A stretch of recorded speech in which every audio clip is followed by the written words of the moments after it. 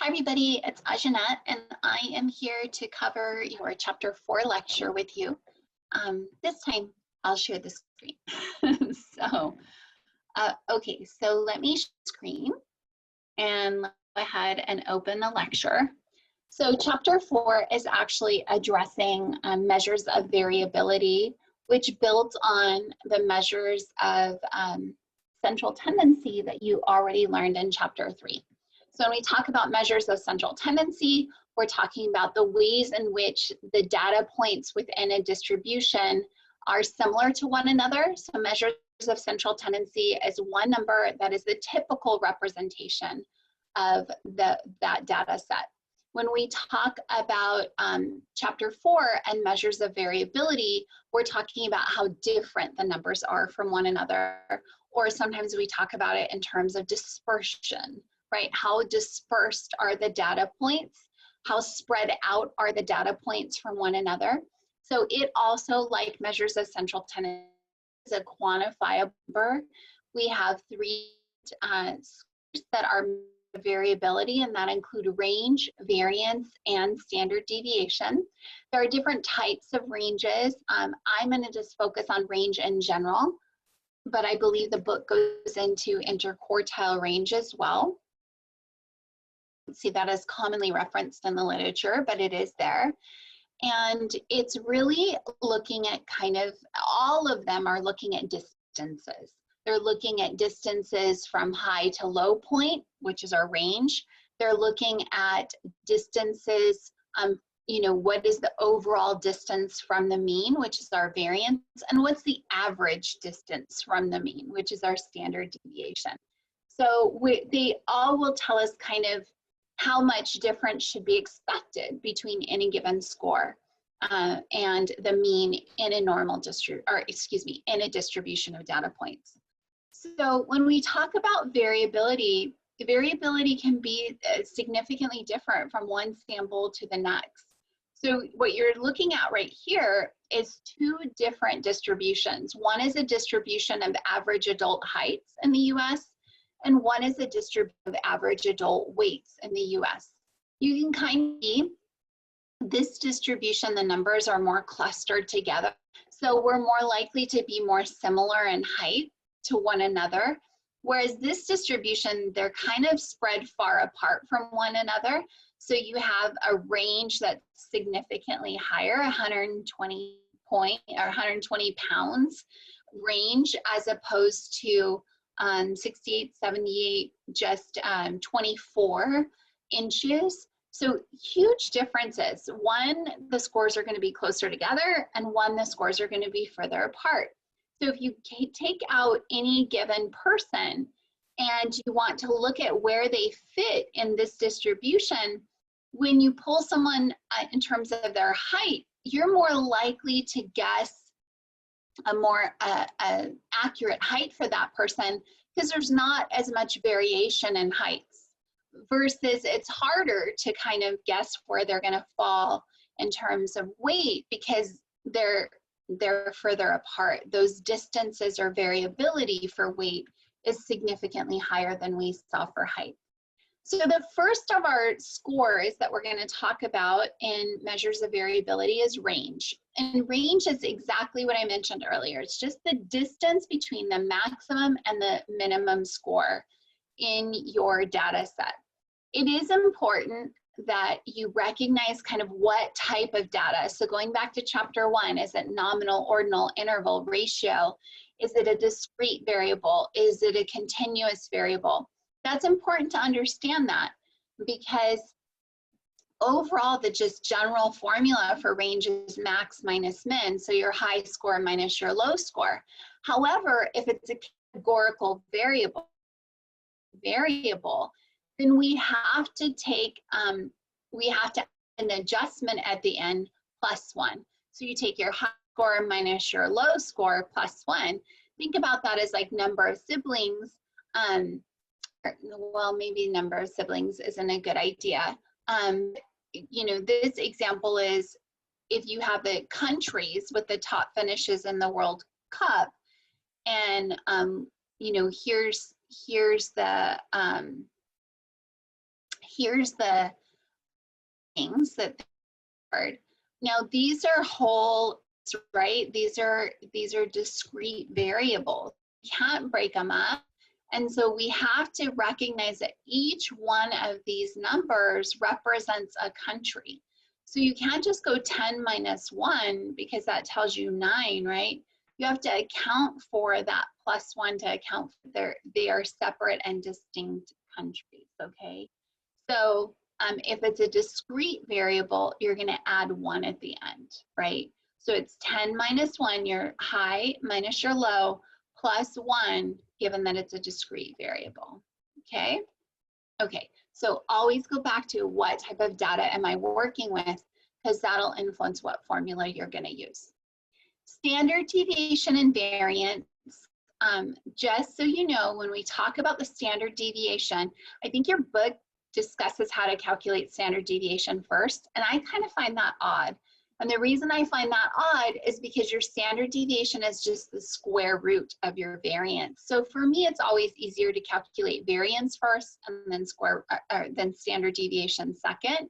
So that's just my approach. So that's how I'm going to take you through the lecture, but I think it's a little bit different in the book. I think they have that flip-flopped, just so you know. So let's first start by talking about the notation that applies. Again, when we're talking about a sample statistic, we use regular alphabet letters. When we talk about a population parameter, excuse me, I'm choking, we use Greek alphabet.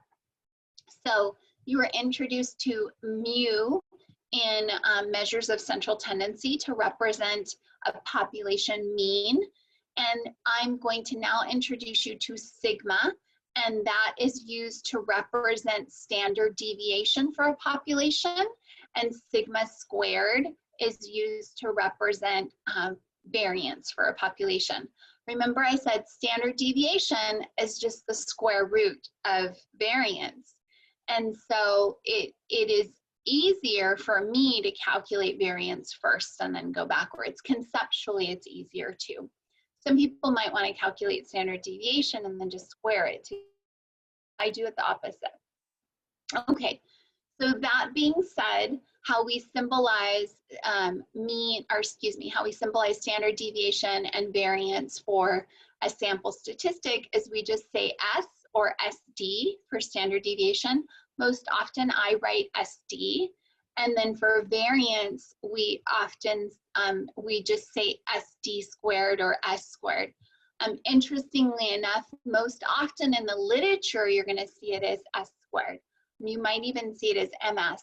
Very rarely do you see SD, but I almost always, when I'm writing it out, write SD, just so you know.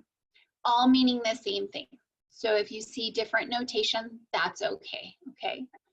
Think about, we just have different ways of abbreviating. So here's our overall formulas for our population, and here's our formulas for our sample. Thus far, we have not been exposed to having to use a different formula for a sample and a population. This chapter is going to introduce you to that for the first time. When we're calculating variance as represented by sigma squared, or for a sample as represented by SD squared or S squared, we actually have the same general formula in that it's sum of squared deviations over n or over n minus 1. And this n minus 1 represents what we call a degree of freedom. Degrees of freedom will be talked about in just a bit, but when we're calculating variance for a sample, our denominator is the degrees of freedom. When we're calculating a population variance, then our denominator is our total sample size, okay? You are introduced to the first time to sum of squared deviations, and we'll show you the formula for that, which is the numerator part of the variance. So sum of squared deviations, abbreviated SS, divided by n, and SS divided by n minus 1. And then again, the square root of that is going to be your standard deviation. So let's talk about variance first. Variance is looking at how diverse or apart your numbers are from one another. So it's looking at everything relative to the mean. The mean becomes an anchoring for us from this point forward. So everything's relative to the mean, and our variance is showing us the overall distance from the mean. So everything's looking at how far away are you from the mean. Think of this as like hide and seek, and you had that base tree, and everybody hides in different places, but you can also measure how far away everybody is from the tree. And you might have risk takers in your hide and seek group, and they're really far away. And then you might have some groups that are not risk takers, and they're really close. Their variance is going to be very different in those two distributions. They're going to look very different when you draw them out and map them out, similar to the way that we saw the difference between height and weight, okay? So we're anchoring to that base tree, to that home base, that safe place. And so that's what our mean is when we're calculating variance. And we're looking at what's the overall distance away from that mean. And that's what variance tells us. When you have small variance, that means they're close to the mean or the base tree. They're not the risk takers. When you have large variance, they're really different mean and likely from one another. And they're going to be a little bit more risk takers. When it's a positive numbers, that means they vary largely above the mean. And when it's a negative number, they largely vary below the mean, okay? So when we calculate variance, we start with sum of squared deviations, which starts with, and I'm going to just share my screen. So when we talk about sum of squared deviations, that's a god-awful color. I'm so sorry. Let me do a better color for you. When we start with sum of squared deviations, and that's what this stands for, sum of squared deviations. And sometimes we just hear it called sum of squares, okay? But the sum of squares is first, we're looking at the deviation, right? And that is, in fact, again, looking at how far away do we deviate from that home base, from that tree, from that mean. So this is a deviation. And then what we're doing is we're squaring the deviations. So we're doing kind of 3 steps. First, we're calculating the deviation, right, from the mean. Then we're squaring the deviation, okay? Now what we're gonna do is we're gonna sum all, because it's sum of squared deviations. Well, I kind of messed that up, huh? This is supposed to say squared deviations.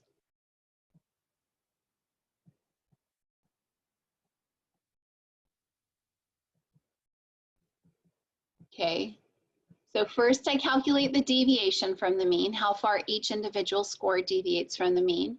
Then I square that, and then I sum all of my squared deviations. And remember, go back to order of operations. We do what's in the parentheses first, then we do the exponent, and then we do the summation last, okay? So that is the gist of variance. We first calculate, we're talking about a sample, we do our sum of squared deviations over n-1. If we're talking about a population, it's our sum of squares over n, okay? So 2 different formulas. You have to know if you're addressing a sample or a population, but in terms of the process, we're gonna do the same thing. We're gonna first calculate our sum of squares, and then our denominator is gonna be determined on whether it's a sample or a population. So let me walk you through an example of that. Let's say I have a data set of 5 numbers, and it's 1, 2, 3, 4, 5, okay?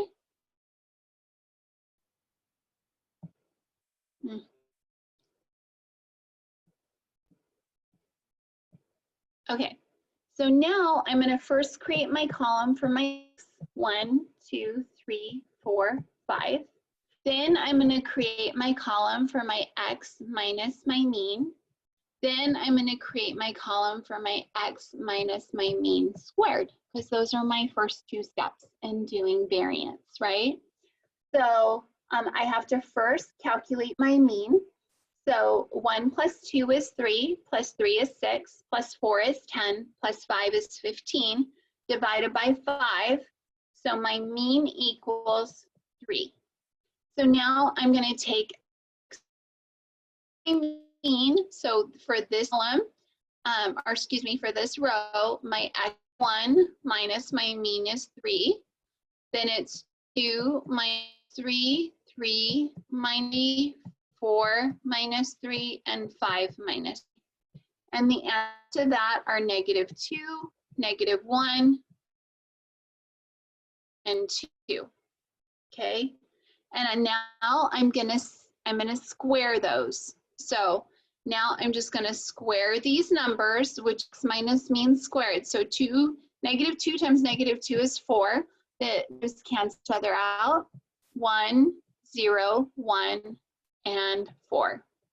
So now my sum of x minus the mean squared is, or my sum of squared deviations is actually 10. So now if I'm dealing with a population, I know sum of over n, so it would be 10 over 5. My variance would be 2. If I'm dealing with a sample, it's going to be sum of squared divided by n minus 1, and it'll be 10 divided by 4. So it'll be 2.25, I think. Make sense? Okay, so I want you to, some people might ask, well, how do I know if I'm dealing with a population or a sample? Your question usually tells you if you're dealing with a sample or population. If not, then I'm going to take you back to defaulting to your formulas, right?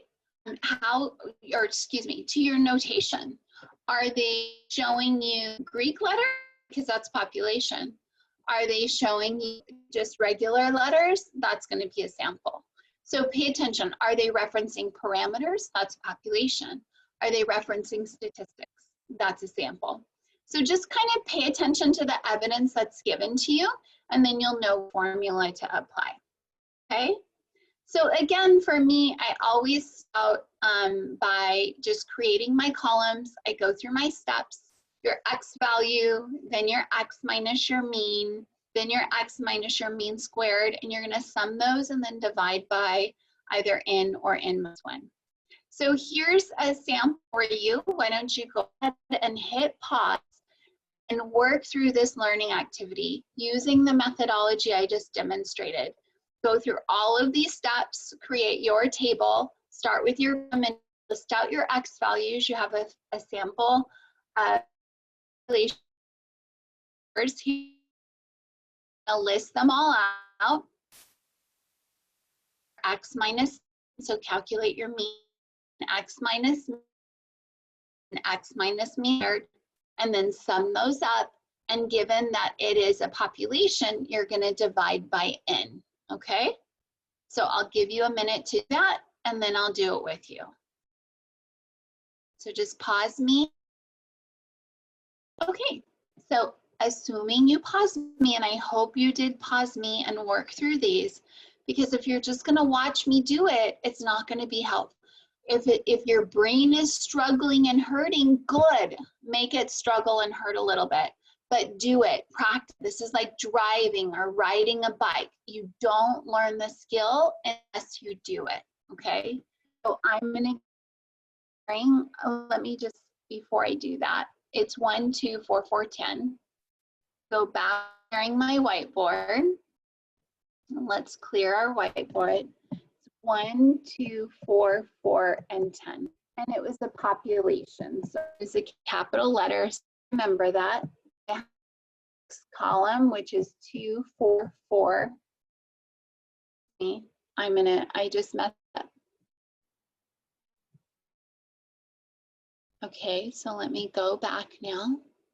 It's 1, 2, 4, 4, 10.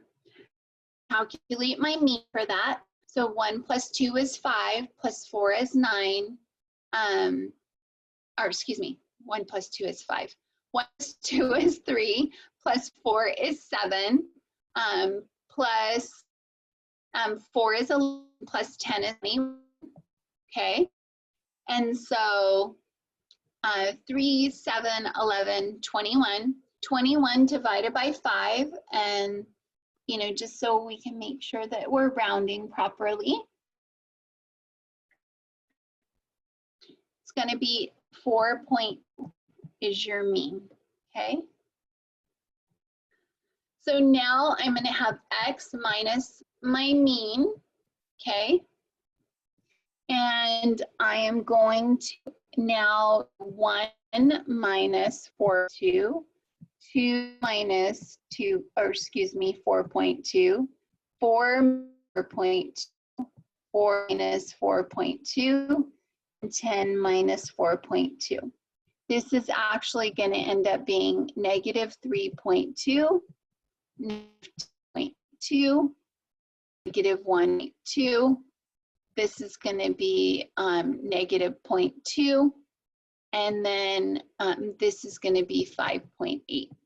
Okay, so remember our check. I don't introduce you to that check, but when you remember how in chapter 3 they talked about the mean as the anchoring point and as that balancing point. And so if in a data set it's my balancing, then when I add all the distances or how far away from the mean, it's gonna be 0 because that's what's putting it into balance, right? And so when I add up my deviations from the mean, it's actually gonna add to 0. So if you add up your deviations before you square them, so it's -0.2 plus negative 2.2 plus negative 1.2 plus negative 0.2 plus 5.8. I did something wrong. Oh, this is what I did wrong right here. 4 minus 4.2 is just negative 0.2. Okay, so that's what I did wrong. You know that if this doesn't add up to 0, you did something wrong. So actually I added it up and it was -1. So I knew I did something wrong, right? So use this as a checkpoint for yourself before you go anywhere. So negative 3.2 plus negative 2.2 plus negative 0.2 plus negative 0.2 plus 5.8, and that's 0. So your deviations should always total to 0. Now my next column is going to be my deviations squared. So it's just going to be these final numbers squared, okay? So now I'm going to say negative 3.2 times negative 3.2. Actually, I think I just did a negative times the positive, but that's okay. We know the negatives cancel each other out. So this is 6.4. And now I'm going to do 2.2 times 2.2. That's 4.84. Now I'm going to do the 0.2.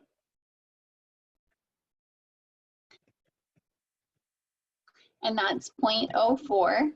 And now I'm going to do the 5, and that's 2 of them, right? Because I had 2 of the same number. And now I'm going to do my 5.8, and that's 33.64.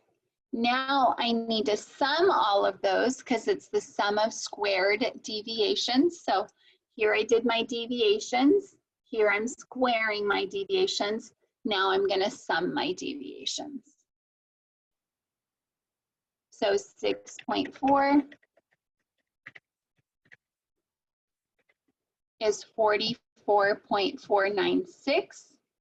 So my variance is going to be sum of squared over n, in this case 44.96 over 4, over, excuse me, we had 5 participants, not 4.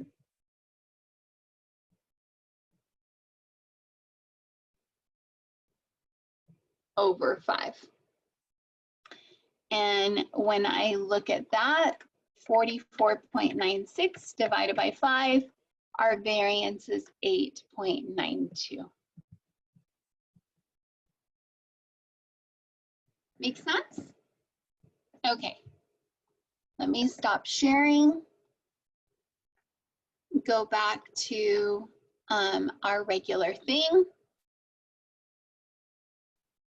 And we started off with our column of x's. Then we did our column of deviations. Notice those total to 0. Then we did our column of squares. I think our number was just a little bit different. And that could be just rounding or a mistake. Let's look at that. 6.44.84. 0.04, 0.04. Let's go back.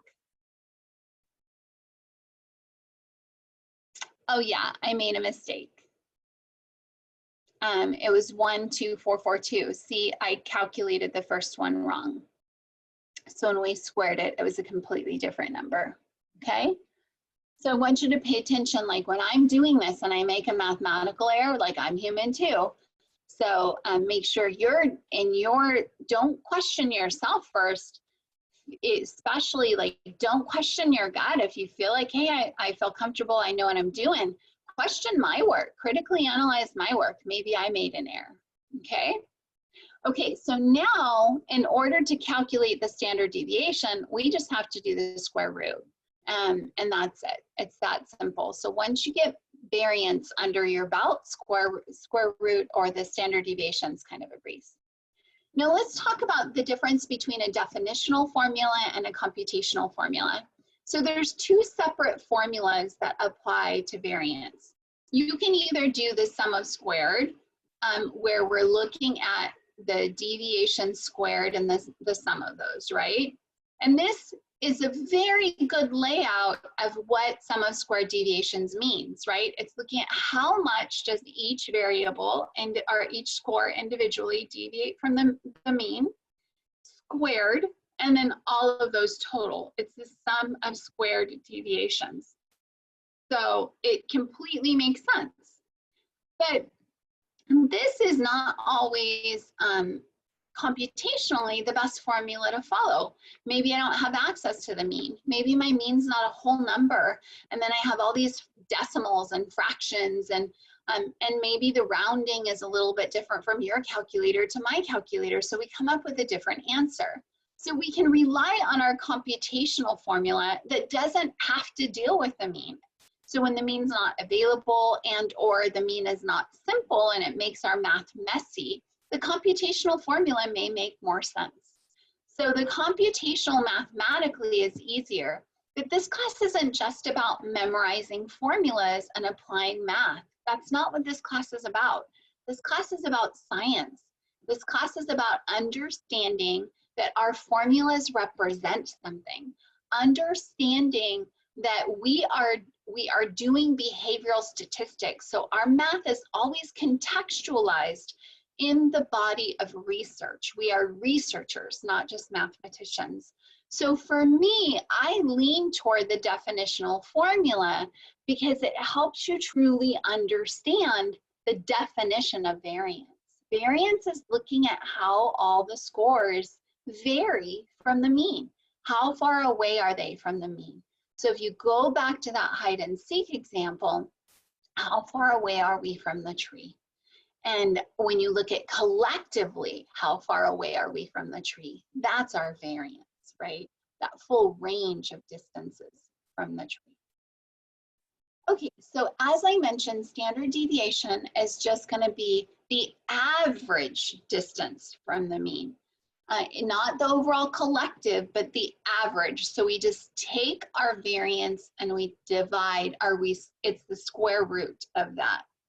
And so It's looking at the typical distance from the mean. So if we add a new player to our hide and seek game, I can estimate they're going to be approximately a certain standard deviation away from the tree.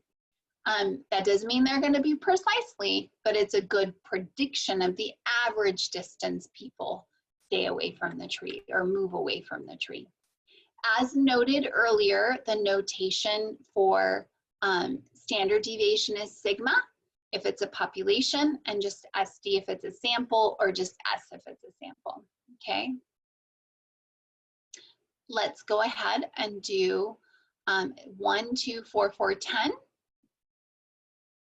Stop me, go through it yourself. That should result in a mean of 4.2, which if you draw it all out right, it's gonna be, and we can go ahead and do this together. 1, 2, 4, 4, 2, right? That's the one I messed up earlier. So going backwards, 1, 2, 4, 4, 2, and our mean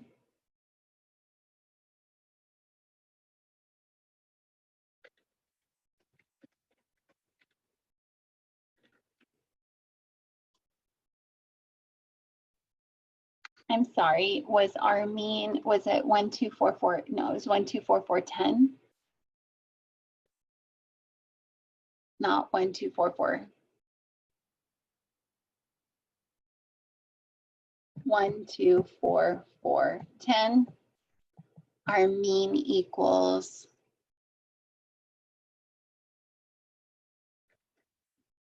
4.2. Then we're going to have 1 minus 4.2, 2 minus 4.2, 4 minus 4.2, 4 minus 4.2, and 10 minus 4.2.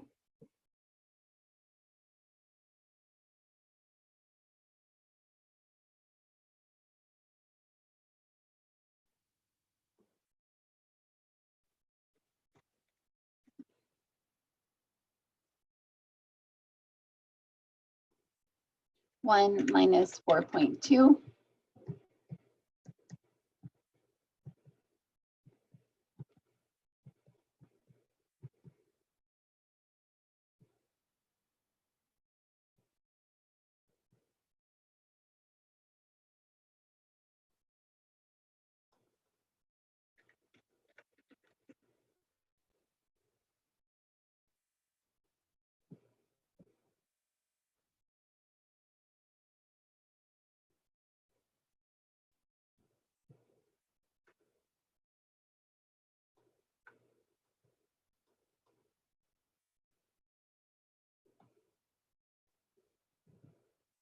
These are supposed to be, just so you know, I'm getting lost. I'm forgetting that. Oh, crap.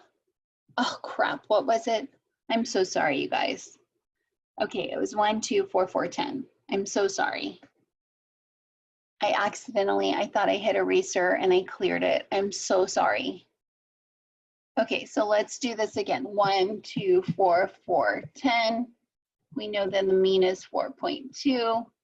I said 1 minus 4.2, 2 minus 4.2, 4 minus 4.2, 4 minus 4.2, and 10 minus 4.2. Those are going to end up being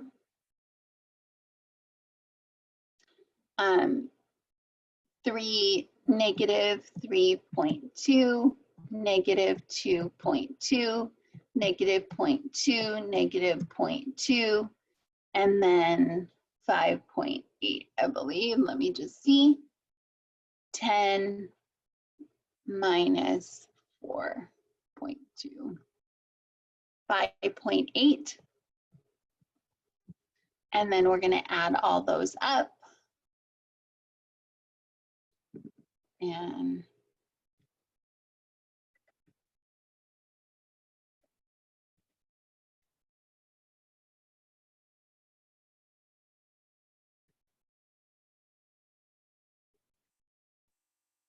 And that equals 0. Remember, that was our test.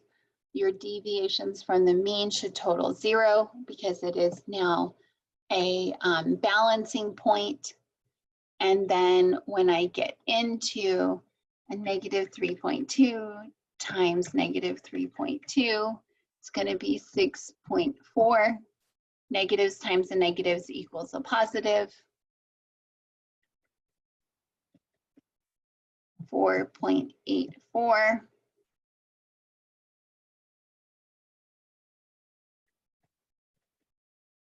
0.04, 0.04.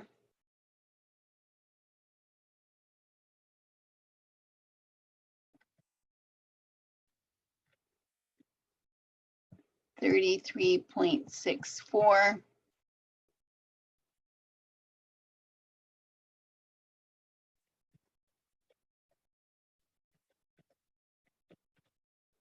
44.96.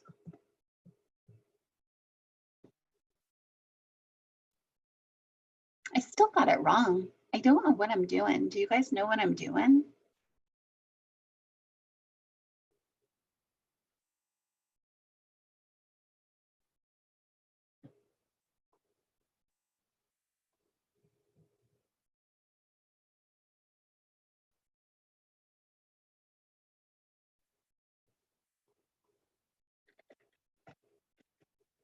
Oh, this is what I'm doing. This is actually 10.24. I think I accidentally hit add instead of multiply. That's why, 10.24.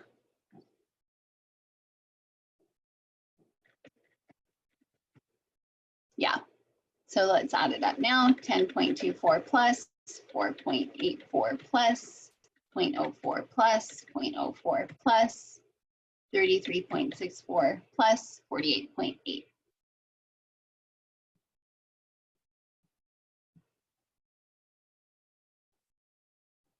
There we go. Divided by 5 equals 9.76. Our square root of that is our standard deviation. So the typical amount of therapy sessions, or the average amount, is our mean at 4.2. However, on average, students vary by 3.12 sessions. So for any given student, they will see their therapist between 1 and 7 times. Okay? Okay. Some things that you need to consider is we're always, when we're talking about measures of variability, it's about distance, right? Specifically the standard deviation and variance, we're looking at distance from the mean. So the mean is an important comparison point for us. We do not use these for nominal scales. It doesn't make sense, right? Nominal are just categories. There is no such thing as an average. And if our mean is an anchoring point, you know, for variation and standard deviation, then it does not make sense to use these for scales like nominal or ordinal data. We can only use these for interval or ratio data. So it's really important. Again, you have to say, you have to think like a researcher and say, what type of data? What's my research question? What am I dealing with? If you're dealing with nominal data and it's just categorical, then the mathematical computations make no sense. We would report a mode. We would use a bar graph to represent our frequency graph. And that would be the extent of it. There's no such thing as the average, right? We can say what percentage of our sample is in this category or that category, but the average means nothing because it is not a quantitative measurement or score, okay?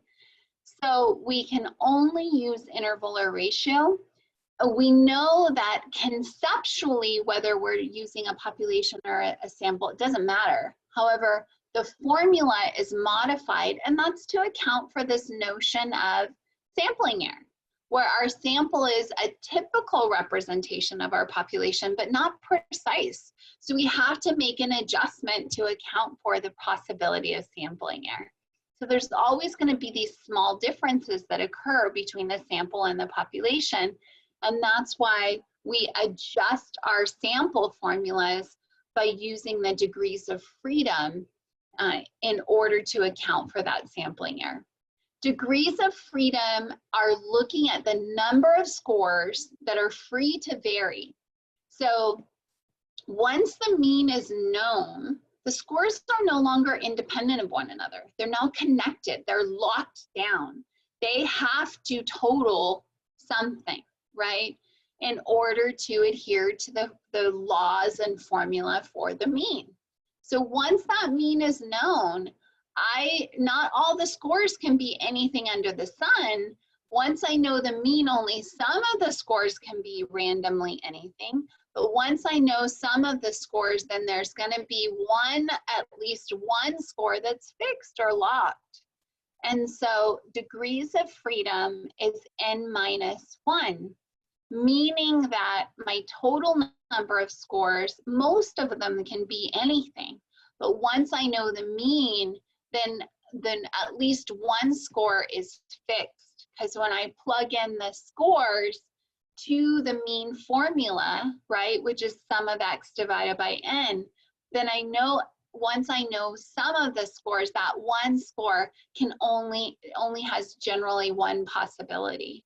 It's fixed, it's stuck. So for instance, if I miss 5, there's 3 numbers, right?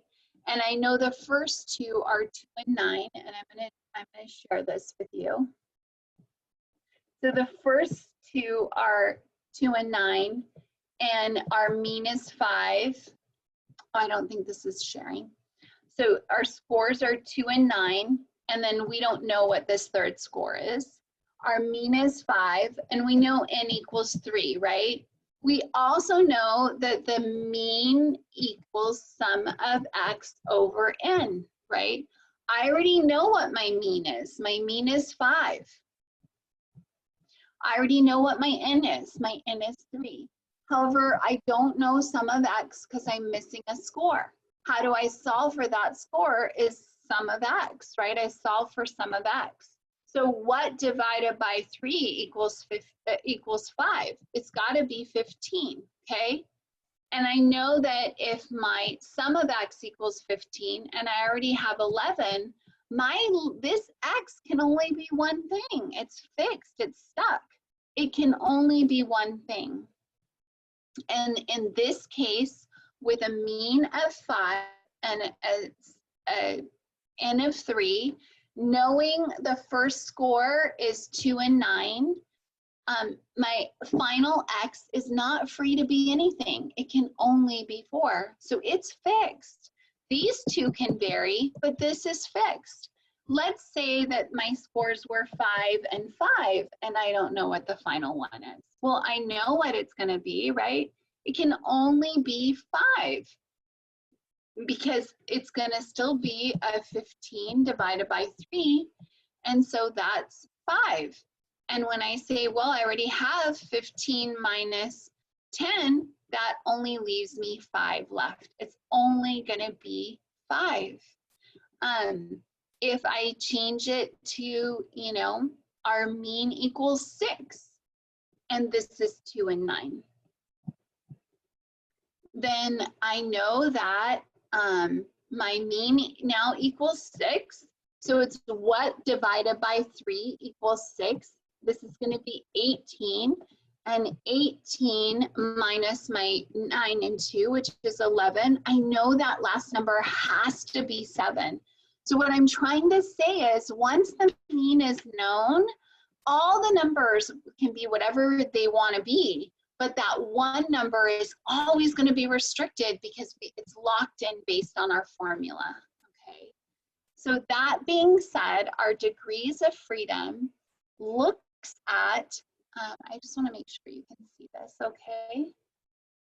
Our degrees of freedom looks at how many scores are free to vary and how many scores left over are going to be restricted or fixed once you know the mean of the number, okay?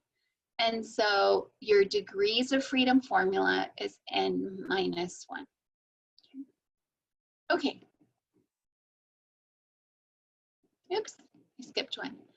So when we talk about how do we draw this out, how do we represent in graphical form? Notice we always note mean and the standard deviation. When it's a population, your notation is going to be using your Greek letters mu and sigma. And when it is a sample, you're going to use your alphabet letters of S and M. Okay, not sexually, don't go there. Okay, so in any event, we almost always lay out our distribution. We have our mean and our standard deviations. Those are the typical ways in which we illustrate what our distribution looks like. Your vertical line right down the middle is always your mean, and then we look at the average deviation from the mean. And then that allows us to calculate our X scores, right? So one standard deviation above the mean, I'm going to take the mean of 80 plus a standard deviation of 8, it's going to be 88. Two standard deviations above the mean, I'm going to add another 8, which is going to be 96. And then to go below the mean, it's going to be 80 minus 8, and then 72 minus 8, okay? Okay, so when we talk about descriptive statistics, remember way back from chapter 1, if you look at the root word, we're talking about describing our data set. We're talking about describing our distribution. So these are just really simple ways to summarize and simplify the presentation of our data set. We know from a ton of research that, give me a second, I want to share my whiteboard with you. We know that in a normal distribution, we know about how much, we know about 70% of the population falls within one standard deviation of the mean. That means their scores are anywhere between one standard deviation below the mean and one standard deviation above the mean. We also know that 95% of the population falls within 2 standard deviations of the mean. So they fall somewhere between two standard deviations below and 2 standard deviations above, which means that just 5% is left to be split between the 2 sides of the pie. So this 70 can be split to 35 and 35.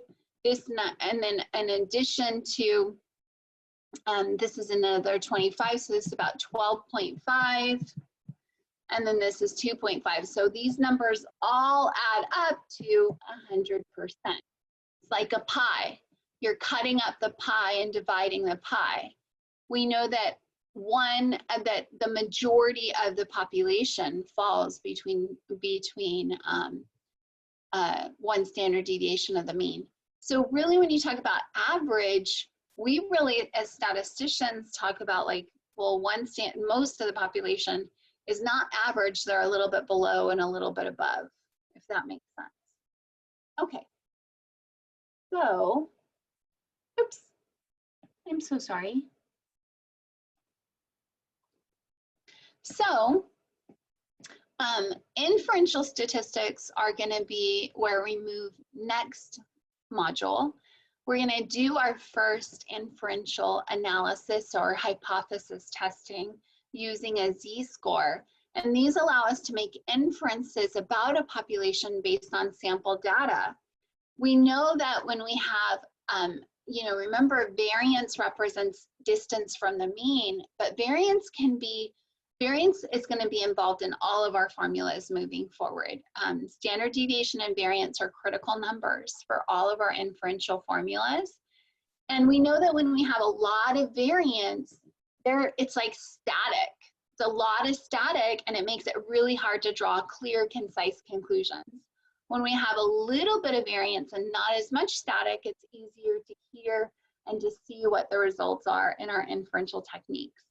So high variability is problematic. It obscures our analysis and makes it difficult for us to draw definitive conclusions as researchers. So we often talk about variance in terms of samples as error variance. And we want to control and limit error variance as best as possible as researchers. We want to limit it by following appropriate research protocols, but we're never going to be able to eliminate it entirely. So inferential statistics and our formulas try to make adjustments, including using degrees of freedom, to try to minimize the effect of that error variance, to try to kind of figure out what's a reasonable amount of variance that is supposed to be, or that is reasonable to be expected. Think about like when our criminal justice system, we make decisions based upon a reasonable doubt, right? It's never realistic to assume we're not going to have any doubt, but what's a reasonable doubt? And so that's what our error variance is. It's saying this is a reasonable error level. When we talk about sampling error, how, you know, the sample is going to be a little slightly different. What's an appropriate amount of difference? And that's our error variance. So we'll talk more about that in upcoming chapters. Most important thing to know for this is that when you have high variance, it's problematic and it becomes difficult to draw clear, concise inferences about your data set. So I hope that helps. This is going to be a foundational chapter. Seems like a lot of math. I don't want you to get so stressed out. Go back to those growth mindset principles. I am good at math.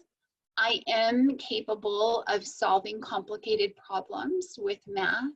I am capable of critical thinking. We want to get you into that mindset that you can do this. And we also want you to make sure you're focusing and you're making a concerted effort to grasp the conceptual concepts, because that's what's most important. Okay, everyone, I will look forward to seeing you in the Chapter 5 lecture. Have a good one.